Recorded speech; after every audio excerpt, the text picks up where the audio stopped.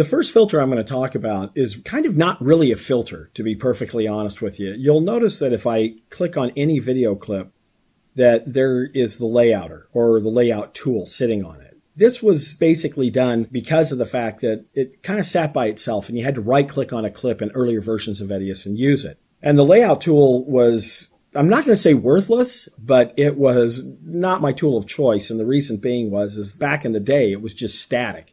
You could crop something, but the whole thing was cropped, the entire clip. You could, kind of shrink something down, but that's all you could do. You couldn't resize it. You couldn't do anything. So there was no keyframer or anything. And so many people really basically never used the layout tool, and all the way up, I would say probably to 4 or 4.5, completely and totally ignored it and didn't even know it was there. However, the layout tool, starting in version 6, has become a very, very powerful tool. You can do simple things with it all the way up to some complex movements. So the first thing that we're going to do here is I'm going to hit the keyboard shortcut Control-G to get rid of my time code up there so we can kind of see the video a little bit better. Now you'll notice in this shot right here, and I'm going to go ahead and silence the audio here because we really don't need to hear the audio to work on these filters. But you'll notice that as I'm playing this shot, it's fairly static. It's not sitting on a tripod by any means, but it's a very static shot right there. I want some movement. I want to have the viewer's eye to be able to train on something and to keep going. So since I don't have to go up into the effect palette to get the layouter, I just have to select the clip and then double click on the layouter to bring it up. Now, right here is the layout tool. And what I'm going to do is I'm going to try and move it over a tad bit. Once again, we don't have a whole lot of room here on this screen.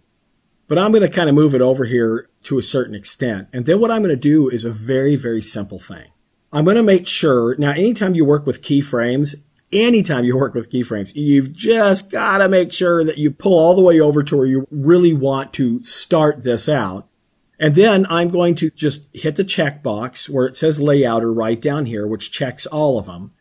And then this is a new feature in 6.5. If I double click up here, it adds keyframes automatically to everything that's checked. So now this is telling me that I'm starting right here at the very first frame with it full frame. And then very simply, I'm going to pull my controller all the way down to the end here. And then all I'm going to do is just size it by pulling on one of the nodes right here. I'm going to increase the size on it. I'm going to kind of keep the pump house in the middle of the shot right there. And you'll notice that these keyframes are already created. Now, this is one of the things I absolutely love in Edius. When you start and you change things, the keyframes that need to be added are automatically added. So I don't have to go in and say, okay, I need to change the stretch, the position, and all that. I can just come in here and just manipulate it right here in the window and then select OK, and let's watch and see how it works. Oh, I was at the end of that clip, so let me get to the beginning of it.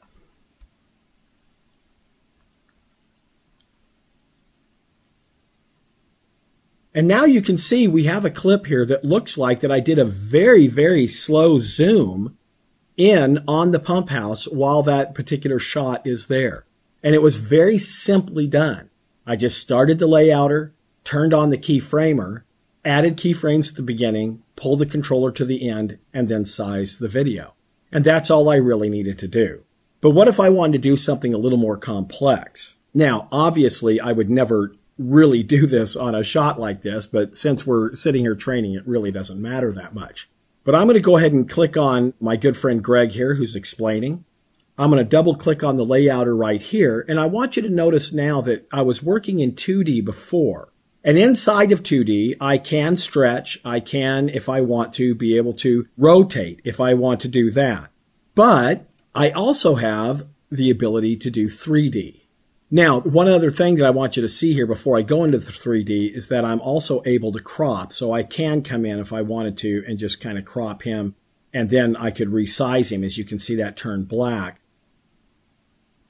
But what I want to do is I want to transform, and I want to do 3D. And I want to give you kind of an idea of how this actually works. And the reason being is because there's a lot of power inside of this keyframer that people don't really use that much. First off, what I'm going to do is once again turn on the layouter. I'm just going to double click up here to add all these keyframes right here.